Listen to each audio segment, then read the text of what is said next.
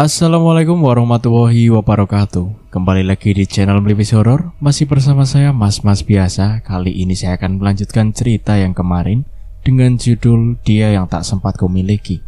Cerita ini ditulis oleh Kak Arsita Malika. Buat kalian yang ingin membaca ceritanya secara langsung, kalian bisa kunjungi profil dan link yang sudah saya sertakan di deskripsi. Tanpa berlama-lama, langsung saja kita ke ceritanya. Aduh, makin pusing saja. Kukira masalah ini itu mudah. Rupanya begitu amat sulit. Belum lagi dengan mayat yang ada di rumah. Ujar Ardi merasa jenuh sambil memijat pelipisnya. Lebih baik kau istirahat dulu, Ardi. Bagaimana kalau kau sampai sakit? Ucap Bahar sedikit kesal.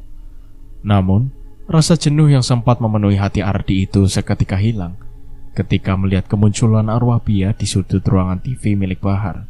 Ia terdiam mematung melihat Bia menangis di sana. Ardi, oi, kamu kenapa? Ardi, pekik Bahar sambil sedikit mengguncang tubuh Ardi. Ardi pun tersadar dirinya kembali bersemangat untuk menyelesaikan kasus ini demi Bia. Om, mending sekarang kita urus mayat itu sebelum pelatungnya bertambah banyak, usut Ardi. Assalamualaikum. Salam kedua anak Bahar bersamaan. Mereka adalah anak kedua dan ketiga Bahar yang bernama Selin dan Zidan. Usia mereka juga hanya selisih 2 tahun. Kedua bocah SD itu pun berjalan mendekati kedua orang tuanya dan mencium tangannya secara bergantian. Lebih baik kita makan siang dulu, Ardi. Kamu belum makan kan? Sahut Bahar. Gak usah, Om.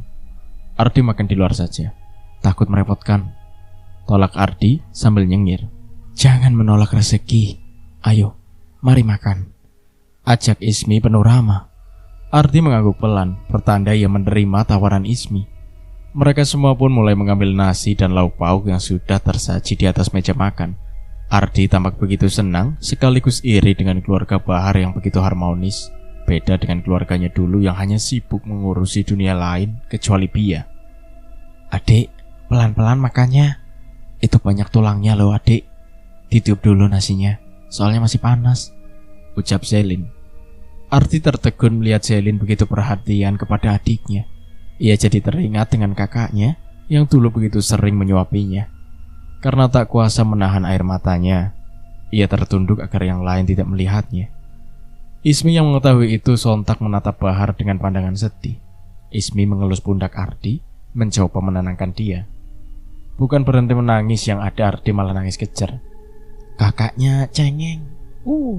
Jadi laki-laki itu harus kuat, tapi tidak boleh menggunakan kekuatan itu untuk melukai fisik dan hati wanita, ledek Zidan. Bocil berumur 9 tahun itu sudah pandai melontarkan kalimat-kalimat mutiara. Ardi merasa tersinggung. Ia jadi malu dengan kelakuan sendiri yang begitu songong ketika berhadapan dengan ibu dan kakaknya. Ia merasa paling kuat dan mereka berdua sangat lemah. Kau benar, mari kita tos, ucap Ardi seraya mengulurkan tangannya yang terkepal di depan Zidan. Dengan tangan mungilnya itu ia membalas adu kepalan tersebut. Hanya butuh waktu yang singkat, mereka langsung akrab. Selesai makan, Ardi dan Bahar pun keluar mencari bantuan beberapa orang lainnya. Mereka berdua berpencar agar lebih cepat. Pergi kau, jangan datang membawa sial di sini. Karena keluargamu, anak saya sakit-sakitan. Saya tidak mau menolong orang yang pernah bersekutu dengan jin lagi, bentak Syarif kepada Ardi. Ia nampak tak begitu suka dengan kedatangan Ardi yang meminta bantuan kepadanya. Maaf Om, emangnya keluarga saya sudah melakukan apa pada anak Om? Lirih Ardi. Asal kau tahu, semua orang yang sudah membantu proses pemakaman ibu dan kakakmu jadi dapat sial, terkecuali Bahar. Kampung ini juga sering diteror sama hantu berwajah tengkorak, dan jalanan yang dekat dengan rumahmu itu sering terjadi kecelakaan. Orang-orang jadi takut melintas di sana, pekik Syarif. Ardi terdiam, tak mampu berkutik, sebab yang dikatakan Syarif memang benar. Bahkan dirinya sendiri pun merasakan kesialan yang ia dapatkan setelah kejadian itu. Seperti mata batinnya terbuka, selalu dipantau abut, dan kadangkala ia juga bermimpi buruk. Bisa saja mayat yang ada di rumahmu itu tumbal dari jin peliharaan keluargamu. Dia mencuri orang yang sedang melintas di depan rumahmu. Hardik Syarif. Syarif terus menghinanya, membuat Ardi mati kutu. Baiklah Om, kalau begitu saya permisi dulu. Saya mewakili seluruh keluargaku yang sudah tiada, meminta maaf yang sebesar-besarnya atas kejadian yang diperbuat oleh mereka, ujar Ardi sambil mengatupkan tangannya di depan dada. Ia pun berlalu meninggalkan Syarif yang masih terus memakinya dengan segala hinaan dan umpatan. Ardi yang malang itu hanya berlapang dada. Kenapa aku jadi cengeng ini sekarang? Dulu kalau aku diinjak-injak seperti ini, pasti akan kubalas dengan pukulan keras. Ardi menggerutu dalam hati. Dari kejauhan, Bahar tampak berjalan cepat mendekati Ardi yang masih terus menundukkan kepalanya itu. Loh, kenapa Ardi? Gak ada yang mau menolongmu ya? Ardi mengangguk pelan sambil tersenyum singkat. Sama, tadi saya meminta tolong dengan yang lain, tapi tidak ada yang berani ikut membantu, karena mereka takut dapat musibah yang lebih parah lagi. Sabar ya. Saya berpikir sebaiknya kita telepon polisi saja, karena akan sulit jika hanya kita berdua yang melakukannya, sambung Bahar sambil menepuk bahu Ardi. Ardi hanya mengangguk setuju dengan usulan Bahar. Sekitar 30 menit kemudian, petugas kepolisian dan mobil ambulan pun datang. Mereka segera mengelilingi rumah dengan polis lain. Ardi dan Bahar hanya bisa menyaksikan pengevakuasian itu dari luar rumah. Tak lama kemudian, Ardi didatangi oleh Arwahyan yang keluar dari dalam rumah. Tampilannya terlihat begitu lusuh. Ardi membuang muka, tak berani melihatnya. Ia dilanda ketakutan. Keringat dingin mengucur, jantung berdetak kencang dan bulu kuduknya berdiri. Ingin teriak dan berlari, tapi malu dengan Bahar. Hingga ketika arwah itu tepat di depan dirinya, ia seakan ingin mengompol di tempat. Lututnya bergetar seperti tak makan 3 hari 3 malam. Ia menoleh ke arah Bahar dengan raut wajah yang ketakutan. Bahar yang melihatnya terkejut melihat Ardi yang sudah terlihat pucat. Bahar pun segera mendekat. Seperti sudah mengerti dengan kondisi Ardi saat itu, Bahar segera membacakan ayat kursi dan lainnya. Seketika Ardi terduduk. Kakinya lemas tak mampu menopang tubuhnya. Kau baik-baik saja, Di? Tanya Bahar cemas. Aduh, lemes bestiku Om. Makasih Om. Untung ada Om. Kalau enggak, mungkin tadi saya sudah kerasukan, ujar Ardi. Besti? Apa itu, Di? Tadi saya ngomong gitu ya Om. Maksudnya petisku Om. Aduh, maaf ya Om, jawab Ardi cengengesan. Wajahnya tampak begitu malu dengan kebodohan sendiri. Dasar anak muda. Ya sudah, kau duduk saja dulu di situ. Kau harus cepatnya terbiasa dengan matamu yang sekarang. Hantu-hantu itu akan terus menakut-nakuti dirimu kalau kau selalu merasa ketakutan. Lanjutnya, maunya sih gitu Om, tapi Ardi anaknya emang penakut. Penakut? Rupanya kau tidak mewarisi sifat berani kedua orang tuamu. Ibaratnya gini Om, lu punya jin, lu gak akan takut. Gue gak punya jin, gue gak takut tuh. Emang iya? Mereka berdua langsung cekikikan mendengar percakapan sendiri. Tak berselang lama, beberapa polisi pun keluar dari rumah membawa kantong jenazah dan memasukkannya di dalam mobil ambulan. Ardi berpikir keras, apa yang membuat Ian bisa meninggal dalam keadaan seperti itu, dan kenapa bisa ia meninggal di dalam kolong ranjang ibunya. Kejadian hari ini benar-benar menguras pikiran Ardi. Seakan-akan Ardi sedang memainkan permainan puzzle yang setiap kepingannya harus ia pasang sempurna, agar ia bisa menebak gambar yang terdapat pada permainan tersebut. Namun, sedari tadi belum ada satu kepingan puzzle pun yang terpasang. Permisi Pak. Kami dari pihak kepolisian akan membawa jenazah tersebut ke rumah sakit. Sebelum dimakamkan, jenazahnya akan diotopsi terlebih dahulu agar penyebab kematiannya bisa diketahui. Dengan begitu, pelaku pembunuhan ini juga akan terungkap, jelas sang polisi. Baik Pak Polisi, kami serahkan semuanya kepada kalian, balas Bahar. Polisi itu pun mengiyakan dan berbalik menuju mobil polisi. Tunggu Pak Polisi. Tiba-tiba terdengar suara teriakan seseorang dari jalan raya. Ternyata dia adalah Didin. penjaga makam yang sempat bertemu dengan Ardi tadi di TPU. Didin tampak ingin memberitahukan sesuatu kepada polisi. Sebelum bicara, ia mengatur nafasnya dulu yang ngos-ngosan akibat berlari terkopoh-kopoh. "Pak, dia pelaku pembunuhan," bekik Didin sambil menunjuk ke arah Ardi. Sontak Ardi dan Bahar terkejut mendengarnya. Begitupun dengan yang lainnya. Pandangan mereka serentak memandang Didin. "Apa-apaan ini, Om? Kok datang-datang nuduh saya?" ujar Ardi yang terlihat emosi. Tak terima ia dituduh sembarangan. "Sudah jelas dia pelakunya, Pak Polisi. Sebab mayat Ian berada di dalam rumahnya dan hanya dia yang memegang kunci rumahnya. Dia beserta keluarganya sudah terkenal di kampung ini, pernah bersekutu dengan jin. Ian mati karena ia tumbalkan oleh dia, satu-satunya dari keluarga mereka yang masih hidup." Tuduh Didin terus menerus. "Om jangan asal nuduh ya. Emangnya Om punya bukti?" bentak Ardi, matanya menatap nanar Didin, giginya bergemeratak. Begitu gemas ingin melayangkan pukulan. "Ya terus siapa lagi yang bisa masuk ke rumahmu selain dirimu? Yang pegang kunci kan cuma kamu. Masa iya mayat itu jalan menembus tembok masuk ke rumahmu? Coba Pak Polisi, lihat di dalam. Ada tidak jendela atau apapun itu yang seperti habis dibuka paksa?" sambung Didin. Mendengar itu, dua anggota polisi lainnya segera masuk mengecek jendela, atap, dan pintu belakang. "Gak ada yang mencurigakan, Pak. Semuanya tertutup rapat," lapor salah seorang polisi tersebut.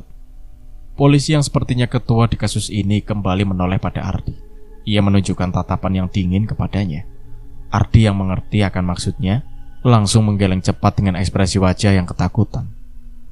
"Kami akan membawa Anda ke kantor polisi untuk diperiksa lebih lanjut. Pian, pukul dia," pinta polisi itu. Ardi memberontak. Ia tak ingin dibawa ke kantor polisi. Ia terus membela dirinya karena ia tak merasa bersalah sedikit pun. Namun apa daya, ia tak punya bukti kuat untuk membuktikan kalau dia tidak bersalah atas kasus ini. Sedangkan Didin berjalan mendekati Bahar dengan tatapan mendelik. Om Bahar, tolong saya tidak bersalah," teriak Ardi memohon bantuan kepada Bahar. Sebab sebentar lagi ia akan ke kantor polisi, tangannya sudah diborgol.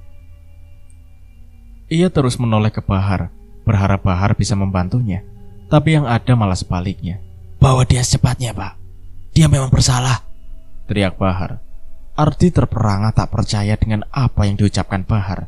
Hatinya begitu nyeri mendengar orang yang paling ia percaya itu malah mendukung seseorang yang sudah memfitnahnya. Ibarat kata, sudah jatuh tertimpa tangga pula. "Tidak, jangan bawa saya. Saya tidak bersalah," bekik Ardi. "Dan kalian berdua akan kami bawa juga sebagai saksinya," ucap polisi itu. Ardi tak memberontak lagi.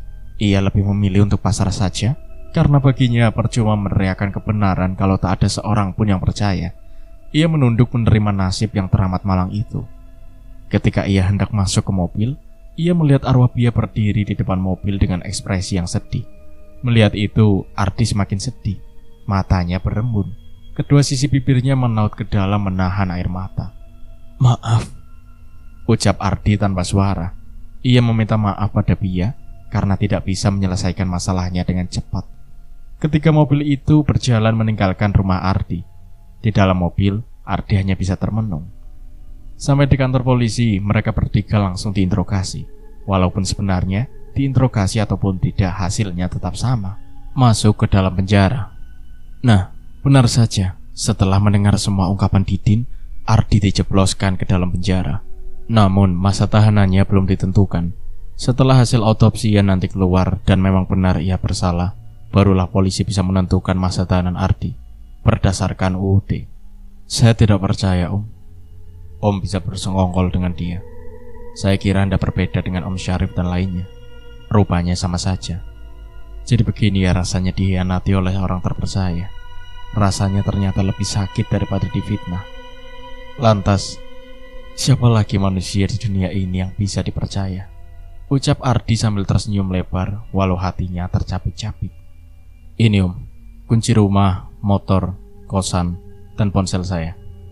Saya minta tolong untuk yang terakhir kalinya. Berikan kunci itu pada pemilik kos saya.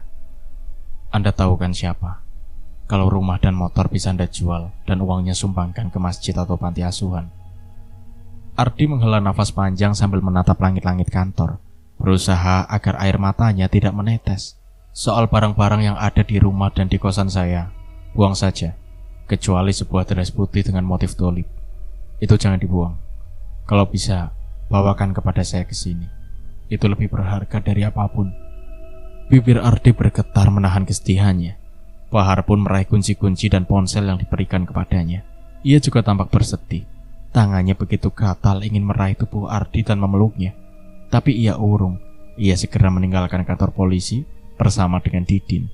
Sementara ini Ardi harus mendekam di penjara sampai hasil autopsinya keluar. Jika dia tidak terbukti bersalah, maka ia akan dikeluarkan. Tapi jika benar ia bersalah, maka ia akan terus mendekam di penjara sampai waktu yang sudah ditentukan. Dengan segala ketabahan hati, Ardi ikhlas menerima fitnah yang ia dapatkan. Ia siap jika harus hidup bertahun-tahun di dalam sana. Ia tak menyangka kemusyrikan kedua orang tuanya itu berefek sampai seperti ini. Ardi duduk sambil memeluk lututnya. Ia melamun, begitu banyak hal ia renungi di sana. Ia menguatkan diri agar tetap tegar menghadapi setiap ujian yang ia dapatkan. Karena jika bukan dirinya sendiri, siapa lagi? Hei, jangan kebanyakan melamun. Ntar kerasukan. Pak polisinya jadi repot. Ucap sosok bersuara halus di samping Ardi. Spontan Ardi menoleh. Ia terperanjat kaget melihat wajah sosok hantu wanita itu begitu dekat dengan wajahnya. Wah, akhirnya ada yang bisa melihatku. Selamat datang di surga sempit ini. Sambut hantu itu penuh ceria. Ardi langsung membuang muka, berlagak seolah-olah tak pernah melihatnya. Halah, jangan pura-pura deh. Tadi kamu terkejut melihatku. Berarti kamu bisa melihatku. Kenalin, namaku Rahas, penghuni sebelumnya di sel ini. Aku harap kau betah ya di sel ini. Soalnya yang lain pada dipindahin karena takut sama aku. Aku sendiri sih yang salah, soalnya suka nakut-nakutin. Ujar hantu itu sambil cekikikan. Tetapi Ardi tetap tidak memperdulikannya. Kamu masuk ke sini karena difitnah ya? Sama dong kita. Dunia ini memang terlalu kejam untuk kita yang yatim piatu. Ardi masih bergeming. Kamu mau dengar kisah aku nggak? Kenapa aku masuk di sini dan mati? Mau ya, please. Udah lama banget aku nungguin temen curhat. Ya udah deh, kamu diam saja, biar aku ceritakan. Siapa tahu kamu tertarik nantinya. Jadi begini, semenjak orang tuaku mati, aku tidak diperdulikan lagi oleh kerabat-kerabatku. Mungkin karena aku miskin, gak punya harta warisan. Soalnya rumah saja masih ngontrak. Untung nasib baik memihakku. Aku keterima di kampus favorit di kota ini. Dan seluruh biaya kuliahku dibayar oleh pemerintah, termasuk tempat tinggal. Wah, di situ aku senang, Pol. Mungkin karena aku yatim piatu atau karena memang aku sepintar itu, jadi semuanya terjamin. Tapi sayangnya pas masa KKN, aku difitnah telah membunuh dan mencuri barang-barang temanku. Dan sedihnya lagi, sahabatku sendiri mengkhianatiku. Yang menuduhku ini memang berkawan juga dengan sahabatku. Dia juga dari dulu tak suka dan iri kepadaku yang berprestasi ini. Entahlah apa alasannya sahabatku mengkhianatiku. Mungkin mereka benci denganku karena aku kerap kali dipuji dan dibanding-bandingkan dengan lainnya yang nol prestasi, seperti sahabatku itu. Ternyata mereka berdua, Sisil dan Everita, sudah merencanakan ini sejak lama, tapi aku tidak menyadarinya. Mereka begitu keji membunuh salah satu dari kami yang satu posko pada saat KKN. Kemudian mereka menuduhku sebagai pelakunya. Mereka juga memasukkan barang-barang mereka dan yang lainnya ke dalam tasku, seolah-olah aku juga mencuri barang mereka. Saat itu aku tak berdaya, tak ada seorang pun yang percaya, karena aku juga tak punya bukti apapun untuk membela diri. Ya, singkat cerita, akhirnya aku dikeluarkan dari kampus dan harus menjalani hukuman penjara selama seumur hidup, sebab aku membunuh Sisil dan Everita. Daripada aku dituduh begitu saja oleh mereka, mending kulakukan langsung pada mereka berdua. Toh namaku sudah dicap sebagai pembunuh, jadi sekalian saja. Oke, selesai. Makasih sudah mau mendengar. Hehe. Jelas hantu itu panjang lebar. Ardi menoleh pada Rahas dengan ekspresi wajah yang terkejut. Ia tak menyangka Rahas melakukan hal itu. "Terus lu mati kenapa?" tanya Ardi penasaran. "Pas mandi, aku nelan sabun batang." "Buh, endingnya konyol banget." Tapi, enggak, yang masih baru juga ya. Soalnya kalau yang masih baru kan gede banget, susah masuknya. Kasihan juga polisinya, ntar rugi. Baru beli udah habis aja. Jadi ku tunggu sabun itu agak mengecil, baru deh aku telan. Ternyata rasanya pahit ya. Padahal di sambulnya tertulis rasa jeruk. Kedua sisi bibir Ardi ditautkan ke dalam. Ia berusaha menahan tawa yang hendak keluar. "Terus kalau bukan pahit emang lo pikir rasanya apa?" saut Ardi. "Kecut dong, harusnya. Kan jeruk. Gimana sih?" Tawa Ardi pecah seketika. Ia tertawa terpingkal-pingkal mendengar Rahas. "Kau ini terlalu pintar atau bagaimana sih? Yang namanya sabun apapun jenisnya tetap pahit, anjay." "Widih, anjay gak tuh? Kurang selebe bro." Ardi semakin terkekeh-kekeh dibuatnya. "Lu baru mati ya? Kau tahu selebe?" "Bingung kan? Semua orang bingung. Gak bingung nanti kalau udah di surga." "Hihi, udah lama sih, 6 tahun mungkin. Aku tahu kata-kata seperti itu. Soalnya sering nemenin para polisi scroll TikTok," jawab Rahas. "Hantu kurang kerjaan," ledek Ardi. Siang itu mereka berdua begitu asyik bercerita. Ardi seperti mendapat kehidupan baru dari Rahas. Ya walaupun mereka berbeda alam.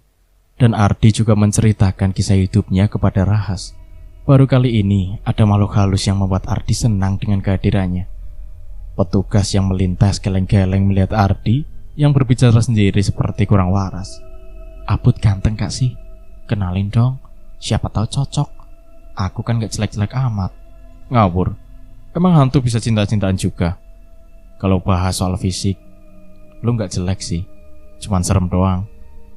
"Di body shaming masih mending aku daripada genderwono, bulunya banyak banget. Pocong juga deh, kayak lontong lebaran aja." "Ngatain orang body shaming, lu sendiri lebih parah." "Udah deh, gue mau tidur siang dulu. Dari tadi kepalaku pusing. Ditambah ada lo, jadi makin puyeng. Tapi kita jadi temenan kan?" "Ya." Rahas begitu senang, Ardi ingin mengajaknya berteman. Sudah lama ia menunggu momen ini. 2 minggu lebih kemudian, Ardi tak pernah mendengar kabar soal hasil autopsian. Ia juga tak tahu berapa lama ia harus ditahan di sini. "Permisi, Kak, saya mau nanya. Hasil autopsi mayat yang ada di rumah saya waktu itu belum keluar ya?" tanya Ardi pada petugas yang lewat. "Lah, kamu kan sudah diputuskan merekam di penjara selama 15 tahun. Kamu gak tahu?" jawab petugas itu. "Hah? Kok saya gak dikasih tahu? Tiba-tiba langsung dijatuhi hukuman selama 15 tahun. Ardi terkejut tak percaya ia sudah diputuskan untuk ditahan selama itu tanpa diberitahu oleh sesiapapun.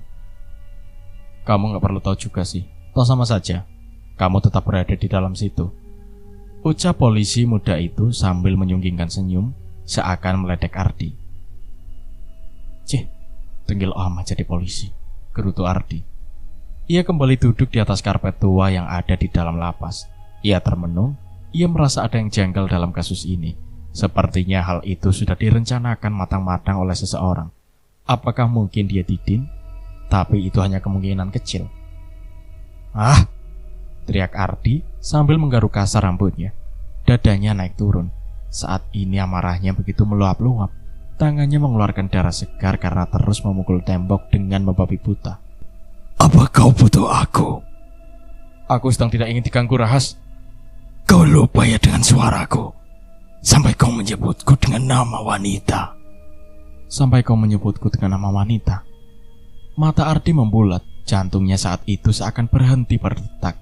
Amarahnya seketika luruh setelah menyadari pemilik suara itu siapa. Perlahan ia membalik tubuhnya. Dan benar saja, itu dia. "Kenapa kau datang ke sini?" gertak Ardi. "Tenanglah dulu. Aku tahu siapa yang melakukan ini kepadamu. Aku bisa membantumu mengakhiri hidupnya. Tapi dengan satu syarat. Berikan makhluk yang kau sebut dengan nama Rahas itu. Dia bukan hantu biasa." Ardi terbelalak mendengarnya. 14 tahun kemudian, tak terasa sebentar lagi Ardi akan dibebaskan dari penjara. Raffi berjengit mendengar jeritan Zira. Ia kesal, kegiatan harus terhentikan karena jeritan itu. Ia berjalan gontai menghampiri Zira yang berada di kamar. "Kau kenapa?" "Aku sedang tidur," bentak Raffi. Zira yang begitu ketakutan itu segera bangkit dari kasur dan memeluk Raffi begitu erat. Raffi tidak berusaha melepaskan ataupun membalas pelukannya. Ia biarkan begitu saja. Cerita pun bersambung. Nantikan kelanjutan ceritanya di part berikutnya. Terima kasih. Wassalamualaikum warahmatullahi wabarakatuh.